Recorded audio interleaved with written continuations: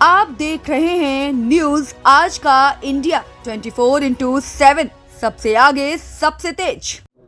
शर्मा जी नमस्कार। नमस्कार जी, नमस्कार। सर आज जो जीतनराम मांझी जी आ रहे हैं हाँ आपके जी। निवास पर, जी, तो ये भोज की क्या औपचारिकताएं हैं या कुछ 2024 चुनाव से पहले कुछ घाट है बिहार को देखते हुए, कुछ ऐसा क्या है, कुछ बताया जाए। जीतनराम मांझी जी से हमारे पारिवारिक संबंध हैं।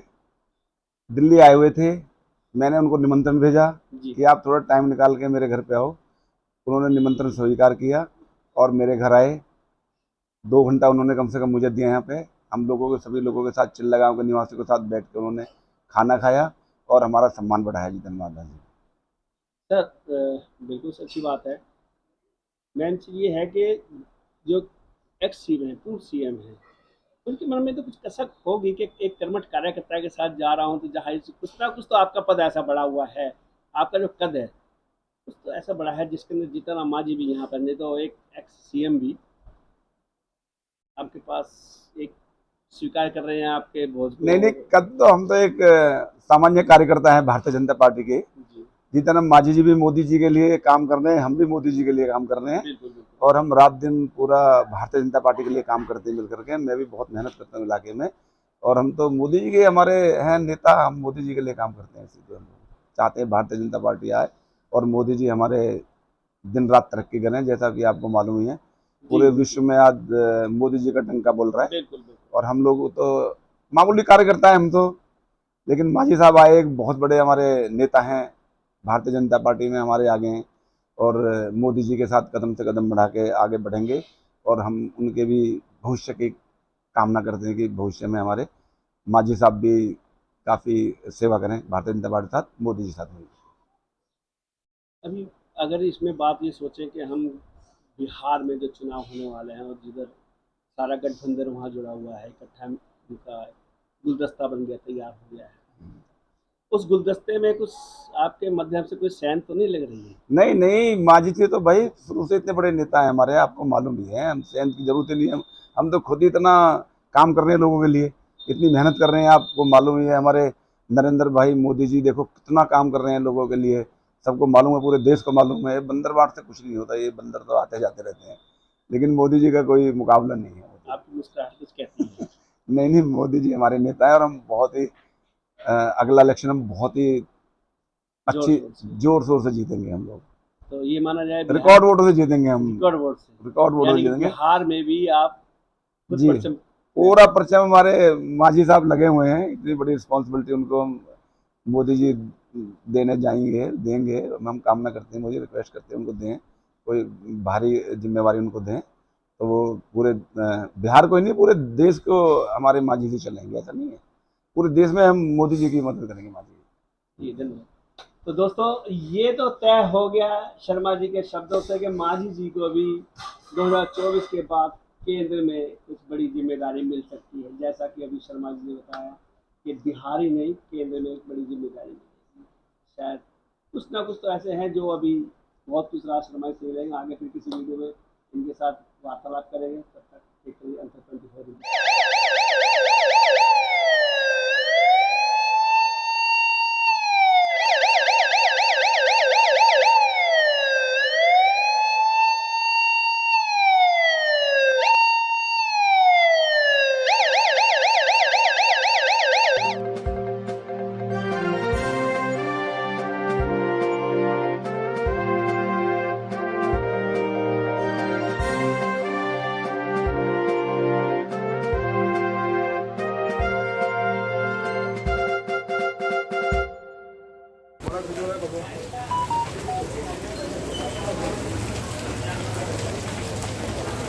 बहुत बहुत स्वागत है जी आपका।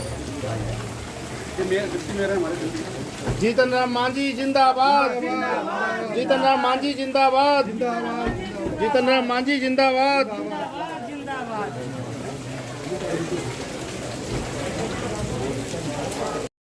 नमस्कार, मैं हूं मुकेश चौधरी और आप देख रहे हैं न्यूज़ आज का इंडिया। दोस्तों, 2024 के चुनाव का आगाज़ तो हो चुका, जैसे कि आप जानते हैं। इसमें राजनीति उथल पुथल कितनी हो रही है, लेकिन इस बार 2024 के चुनाव का जो केंद्र बिंदु है बिहार माना जा रहा है। जब से विपक्षी दल ने बिहार के अंदर एकजुटता दिखाई है, नीतीश जी के साथ मिल करके, तभी से कुछ ना कुछ ऐसी खबरें चलती चली आ रही हैं कि 2024 में उठक पुठक क्या सत्ता पक्ष बिहार में अपना वर्चस्व बनाएगी या विपक्ष हावी रह जाएगा। इन सब के बीच जीतन राम मांझी जी जो है आपके पूर्व मुख्यमंत्री है बिहार के, और वे इस समय दिल्ली में हैं। उन्होंने हालांकि अभी कुछ समय पूर्व ही इन्होंने भाजपा को ज्वाइन कर लिया, भाजपा के अंदर विलय कर लिया। एक तरह से विलय जो किया है वो सिर्फ इसीलिए कि कहीं ना कहीं इनको भी एक सहारे की जरूरत है कि इनका भी अपना वर्चस्व बना रहा है, जैसे कि लोक जनशक्ति पार्टी का है, पासवान जी की पार्टी का। तो ठीक वैसे ही जीतन राम मांझी जी भी हैं, और इन्हों का भी अपना वर्चस्व बना के रखना है। और हो सकता है अगर जीतन राम मांझी जी की जो की चाबी है ये घूम गई तो शायद जो विधानसभा चुनाव होंगे और अगर भाजपा ने उसमें कुछ अच्छा वर्चस्व बनाया तो जीतन राम मांझी जी कहाँ हो सकते हैं, ये कहना मेरे मुंह से ठीक नहीं लगेगा। आप कुछ समझदार हैं, क्योंकि जीतन राम मांझी जी एक्स मिनिस्टर चीफ अपने मुख्यमंत्री रह चुके हैं, और जब सीएम जो होते हैं वो तजुर्बेकार होते हैं। वैसे तो सुशील कुमार मोदी जी का वर्चस्व है वहाँ पर, लेकिन फिर भी समीकरण क्या कहते हैं आने वाला वक्त बताएगा। और अभी हम चलते सीधे जीतन राम मांझी के पास और उनसे पूछते हैं कि बिहार की राजनीति या 2024 की राजनीति में वो क्या भूमिका निभाने जा रहे हैं। देखते रहिए न्यूज़ आज का इंडिया।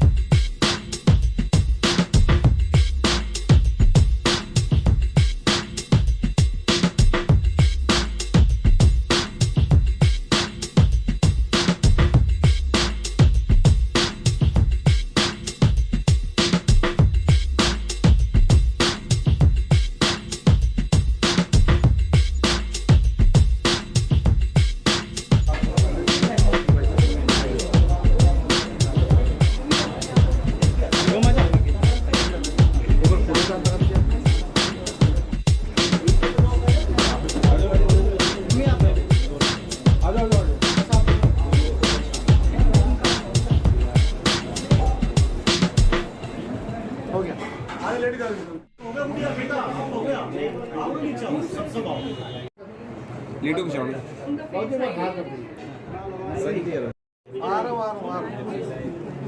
शिवम आप भी आज बेटा फोटो हम ले लेंगे।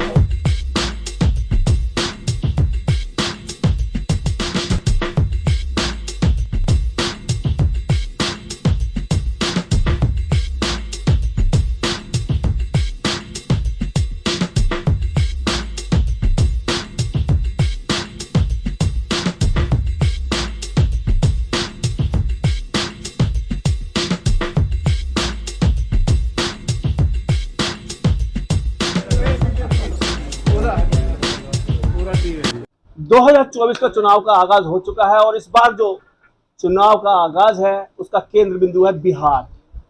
जैसा कि आप सभी जानते हैं कि बिहार के अंदर सभी विपक्षी दल ने जब से डेरा डाला और इकट्ठे हुए, उसके बाद से जो भूचाल आया राजनीति में, उससे कुछ छुपावा नहीं। और शायद इसी राजनीति को देखते हुए, इसी भूचाल को देखते हुए, या तो केंद्र ने पहल की या पूर्व सीएम जीतन राम मांझी ने पहल की, और इन दोनों की पहल कामयाब हुई और इन्होंने विलय कर भाजपा के साथ विलय किया। आज हमारे साथ दिल्ली में मौजूद जीतन राम मांझी जी, उनसे बात करते हैं 2024 के आगाज में और उसमें इनकी क्या भूमिका रहेगी। सर नमस्कार। तो दूसरे देश का राष्ट्राध्यक्ष पैर छू के प्रणाम करता है। ये भारत के प्रधानमंत्री नरेंद्र मोदी जी को गौरव प्राप्त हुआ है या भारत को प्राप्त हुआ है। तो इनकी वैदेशिक नीति ऐसी सटीक चल रही है जिससे ऐसा लगता है कि निकट भविष्य में हम संसार के अगुवा में से बन जाएंगे। और आज सही है, नेशनल हित तो है। अगर शांति है हमारे घर में तो हम सब कुछ करते हैं। अगर इस घर में यहाँ पर आपस में झगड़ा हो जाए तो हम लोग चाय भी नहीं पी सकते हैं। तो वही बात है। और जहाँ तक बिहार की बात है तो बिहार में नीतीश कुमार की सरकार 18 सालों से रही है और हम भी उनके साथ रहे हैं। हाल में हम उनसे अलग हुए हैं या अलग कर दिए गए हैं, लेकिन जब हम साथ भी थे तो विधानसभा में प्रोसीडिंग है, बहुत सा मीडिया में मेरा वक्तव्य है, प्रिंट मीडिया में भी वक्तव्य है कि उन्होंने कुछ ऐसा कारनामा किया है जो वहाँ राज्य के लिए ठीक नहीं है। जैसे उन्होंने बालू उठाव का काम किया। आज बालू उठाव के कारण हमारे यहाँ जो पहाड़ी नदियाँ हैं वो नदियाँ सब डीप हो गई हैं। यानी जो 1 फीट पानी आता था नदी में तो खेतों में जाता था, आज 4 फीट पानी आएगा तब भी खेत में नहीं जाएगा। तो कहने का मतलब पानी बर्बाद हो जाएगा और किसान की किसानी मारी जाएगी। बालू माफिया का उनका राज हो गया। बालू माफिया अरबपति हो गए, इसमें कोई दुमत नहीं, बल्कि वही लोग मिल करके वहाँ क्राइम भी करवा रहे हैं। दूसरे तरफ चले आइए, शराब नीति है। शराब नीति में भी इसी प्रकार की बात आई है। जो माफिया हैं उनका एकदम पौ बारा है, लेकिन गरीब के लोग जो 100 मिलीलीटर या 50 मिलीलीटर पीते हैं उनके मुंह में ब्रेथेनाइजर लगता है और वो जेलों में खट रहे हैं। आज जेल में खटने वाले वाइन नीति के चलते 70% गरीब हैं जिनके घर में खिलाने खाने वाला कोई नहीं है। उसी प्रकार से टोडी है, ताड़ी कहा जाता है। ताड़ी शराब नहीं है, उसमें लाखों लोग लगे हुए हैं, सिर्फ एक कास्ट के नहीं, अनेक कास्ट के लोग लगे हुए हैं। आज स्थिति है कि वो ताड़ी बेचने वाली कपड़ा पकड़ करके घर में घुस करके उनको वो लोग तबाह करते हैं। तो इस तरह से वहाँ का गरीब लोग, जिसकी संख्या वहाँ 60-70% है, आज त्राही। आज इस 18 वर्ष में इन्होंने नहीं कोई रोजगार लगाया। और यही कारण है कि 2005 में आए थे तो इन्होंने कहा था कि हम सबसे पहले पलायन को रोकेंगे। आज पलायन की स्थिति बदस्तूर जारी है, बल्कि बढ़ गई है। इसलिए कि कोई भी कॉटेज इंडस्ट्री हो, मध्यम इंडस्ट्री हो या बड़ा इंडस्ट्री हो, इन्होंने प्लांट नहीं लगा पाया। तो आज हमारे जो नवयुवक लोग हैं वो भी आज बहुत निराशा दृष्टि में है। रही बात बाढ़ और सुखाड़ का, तो दक्षिणी बिहार हमारा सुखाड़ की स्थिति में है।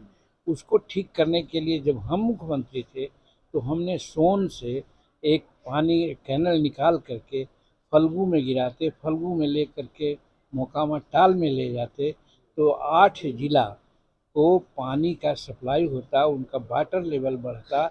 और अगर बाढ़ की पानी होती तो बाढ़ का पानी को भी साइफन करता, सोन का नदी का पानी आगे जो बहता है उसको घटा देता और हमारे यहाँ हर तरह की बात होती।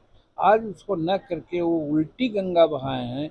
गंगा से पानी लाना चाहते हैं पटना को, गया को, और गया लाना नहीं, असल उनको राजगीर में लाना है। और उसमें अगर जोड़ा जाए तो 1 लीटर पानी में सैकड़ों रुपया खर्च होगा। इतना पावर का मिसयूज नहीं हो रहा है। आज ज़रूरत है, हमारा वायु प्रदूषण हो रहा है, गर्मी इतनी बढ़ रही है, उसको ठीक करने के लिए हमको एसी की ज़रूरत है, और जितना एसी की ज़रूरत है वो आज हमारा बिजली से सप्लाई नहीं हो सकती। उसके लिए हमको सोलर लाइट पर डिपेंड करेगा। उस दिशा में एक डेग भी बढ़ने का इन्होंने काम नहीं किया। इस तरह से कहा जाए, और फिजूल खर्ची में देखा होगा कि एक नया म्यूजियम इन्होंने बनाया, 225 करोड़ का बना था। हम इनके साथ थे तो भी हम कहते थे कि फालतू बन रहा है। और इसके बाद PLI हुआ था, को बाल बच्चा देखने वाला नहीं है। हम 200 रुपया उसको पेंशन था, उसको हम 400 रुपया किया था। बगल के राज्यों में 1000 रुपया दिया जाता है, 1500 रुपया दिया जाता है, और ज़रूरत था उसका पेंशन को बढ़ाना, लेकिन वो बढ़ा नहीं रहे हैं। हमारे विद्यार्थी आगे पढ़ते हैं शहरों में, दूसरे शहरों में, शेड्यूल कास्ट के लोग, उनको छात्रवृत्ति हम देने का काम किया था। 85,000 से लेकर के 1.25 लाख देते थे हम लोग, उसको इन्होंने रोक दिया है। हमने वहाँ की बेटियों की पढ़ाई के लिए कहा था कि जिस जात की बेटी हो, प्रथम क्लास से MA क्लास तक की पढ़ाई हमने फ्री कर दिया था, और बहुत खुश थी बेटियाँ। आज बेटियों की स्थिति ये है, गरीब घर की बेटियों की, कि 3 बरस 4 बरस कोर्स तो ख़त्म हो गया, आज उनका पैसा नहीं जुटता है, 2 लाख 3 लाख देना पड़ता है। उनका गरीब परिवार जो है देने में लाचार है, तो उनका सर्टिफिकेट आज रोक दिया गया है। तो इस तरह से हमारे राज्य में इतनी त्रासदी है कि जिसको कहा नहीं जा सकता है। और जहाँ तक राजनीतिक मोनोलिटी की बात है, तो ये जनता के वोट से ये मुख्यमंत्री नहीं रहे हैं। ये पलटू राम, यही हमारे लालू प्रसाद जी ने इनको नाम दिया था, पलटू राम। तो कभी भाजपा के संयोग से सरकार बना लेते हैं, तो कभी जदयू के राजद के संयोग से सरकार बना लेते हैं, कभी उधर उलट तो कभी इधर पलट, ऐसे करके 18 वर्ष राज कर रहे हैं। तो इस तरह से सिर्फ इनकी सरकार है, लेकिन वहाँ की जनता बेहाल है। बिहार गरीबी राज्य के सूची में बहुत पीछे है, लॉ एंड ऑर्डर भी वहाँ का बहुत बदतर है।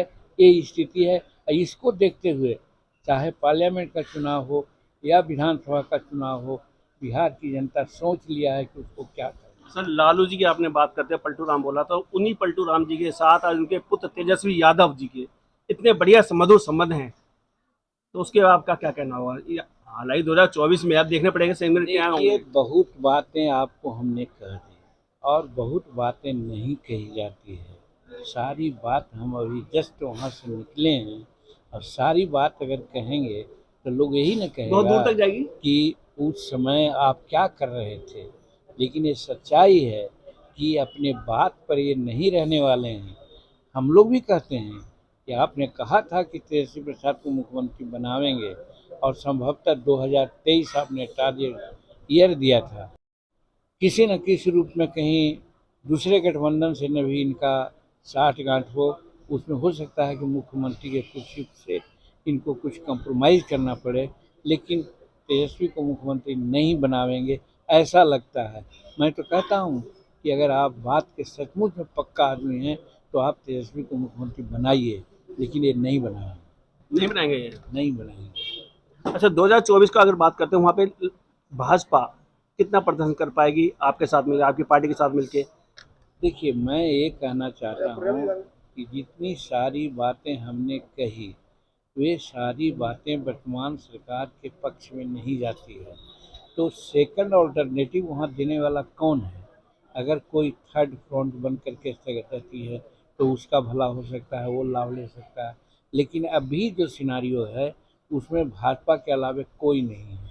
तो वैसी परिस्थिति में हम समझते हैं कि चाहे 24 हो या 25 हो, भाजपा वहाँ गेनर रहेगी। अब एक सवाल सर, माफ कीजिए, एक मिनट मैं सर, अभी बागेश्वर बाबा जी वहाँ गए तो उनका विरोध भी किया था, तो उसमें आपका क्या कहना है?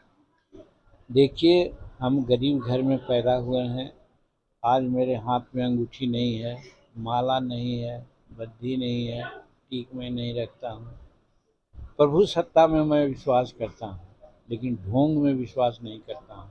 और कर्म में वह जायते, गीता ने कहा है, और रामायण ने भी कहा है कि कर्म प्रधान विश्व क्रीडाखा, जो जस करें सो तस फल चाखा। और बापू ने भी कहा था वर्क इज वर्शिप। तो हम उस सिद्धांत में विश्वास करते हैं। अगर वर्क कीजिएगा तो वो पूजा है, और पूजा सिंसियरली कीजिएगा तो भगवान की प्राप्ति होगी। रही बात बाबाओं का, तो बाबाओं की कहानी बहुत है, वो हमसे मत कहवाइए।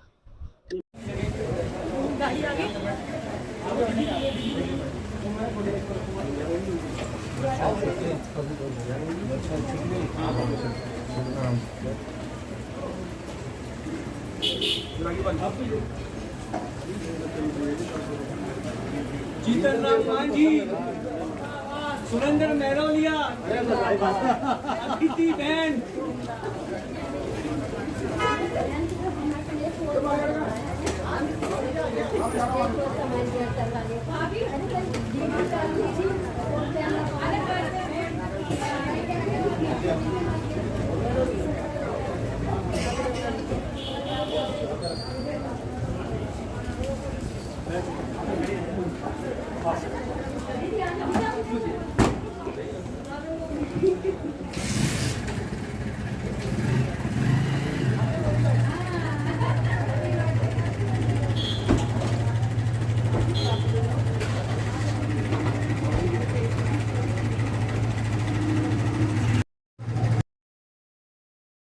आप देख रहे हैं न्यूज आज का इंडिया 24/7, सबसे आगे सबसे तेज।